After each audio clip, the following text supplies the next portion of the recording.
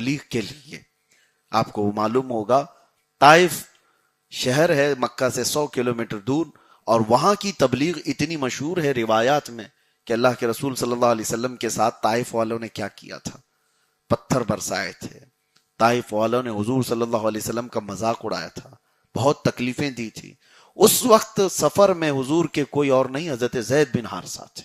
حضور صلی اللہ تعالی علیہ وسلم حضرت زید کو ہی ساتھ لے کر چلتے تھے. طائف کے سفر میں جب اللہ کے رسول صلی اللہ علیہ وسلم لوگوں کو دعوت دے رہے تھے، بلا رہے تھے، گھروں کی چھتوں پر کھڑے ہو کر لوگ نوکیلے پتھر مار رہے تھے.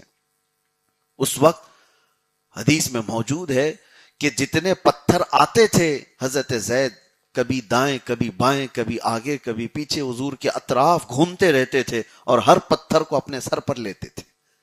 یہاں تک کہ شام ہو گئی تھی تو زید بن حارثہ کا پورا سر خون سے بھرا ہوا تھا پورا، اور اس میں بھی 2-3 پتھر چوک کر کے نبی پاک صلی اللہ علیہ وسلم کی پیشانی پر آ گئے تو زید بن حارثہ کی چیخ نکلتی تھی. اپنے اوپر پتھر جو آئے اس پر روتے نہیں تھے، حضور پر ایک پتھر آیا تو اس پر چیخ مارتے تھے کہ اللہ تیرے حبیب کی حفاظت فرما، یا مجھ سے غلطی ہو گئی ان کی حفاظت میں. ہر طرف سے پتھر کو بچانے کے لیے کبھی ادھر کبھی ادھر.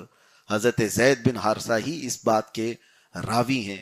طائف کے میدان میں، طائف کے شہر میں جو ہوا، خون حضور پاک صلی اللہ تعالی علیہ وسلم کے جسم سے بہتے ہوئے آپ کے پیروں میں آ گیا، نالین تلووں سے چپک گئی تھی. زید بن حارثہ اس سفر میں میرے آقا صلی اللہ علیہ وسلم کے ساتھ ساتھ رہے، اور آپ نے ہی کہا تھا یا رسول اللہ ان کو ہلاکت کی دعا کر دیجئے، طائف والے ختم ہو جائیں جو اتنی ایذا دیے. تو زید بن حارثہ کی بات پر رسول اللہ صلی اللہ علیہ وسلم نے ہاتھ اٹھائے تھے اور یہ فرمایا تھا اللہم اہدی لقومی فانہم لا یعلمون، اے اللہ میری اس قوم کو ہدایت دے دے، یہ مجھے نہیں پہچانتی ہے. اور پھر زید بن حارثہ تعجب میں تھے کہ آقا ان کو ہلاکت کی دعا آپ نے نہیں کی. حضور فرماتے ہیں زید میں ان کی نسل میں ایمان والوں کو دیکھ رہا ہوں. اللہ کے حبیب صلی اللہ تعالی علیہ وسلم نے جو فرمایا وہ آج تک طائف میں دیکھا جا سکتا ہے. آج بھی طائف میں عاشقان رسول کی بڑی جماعت موجود ہے.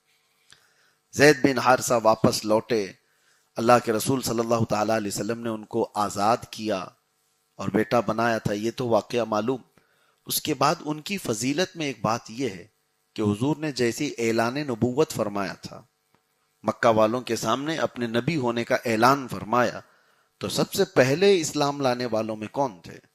تو روایات میں موجود ہے حضرت ابو بکر صدیق، حضرت علی، حضرت خدیجۃ الکبریٰ، چوتھے نمبر پر حضرت زید بن حارثہ.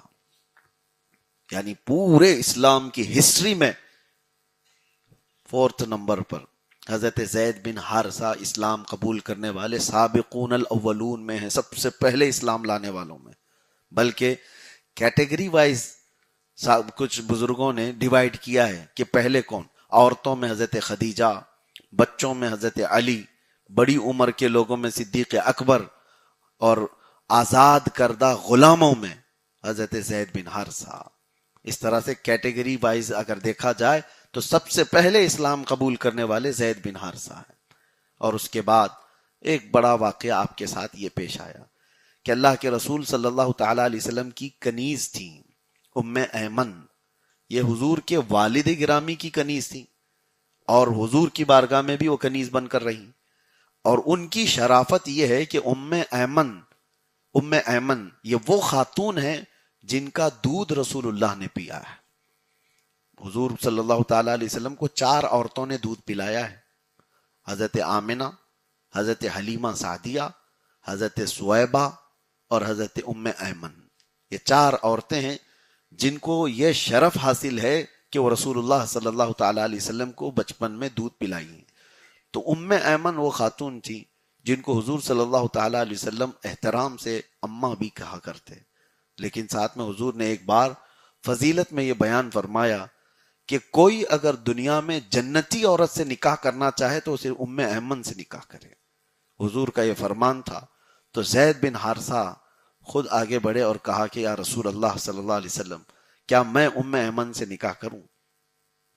ایک طرف بیٹے کی نسبت ہے اور ایک طرف ماں کی نسبت ہے. حضور صلی اللہ تعالی علیہ وسلم نے نکاح فرما دیا. یہاں میں آپ کو ایک مسئلہ بھی سمجھانا چاہتا ہوں. وہ رضائی ماں تھی حضور کی، لیکن یہ سگے بیٹے نہیں تھے. رشتہ ہوا، نکاح ہوا، اور اس کے بعد چند دنوں کے بعد یا ہجرت کے بعد حضور